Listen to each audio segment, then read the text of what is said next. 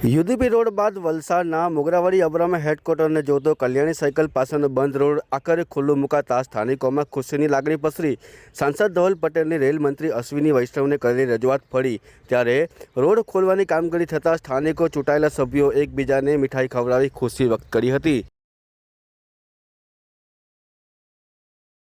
माता की जय, भारत माता की जय, वंदे मातरम, वंदे मातरम, भारत माता की जय।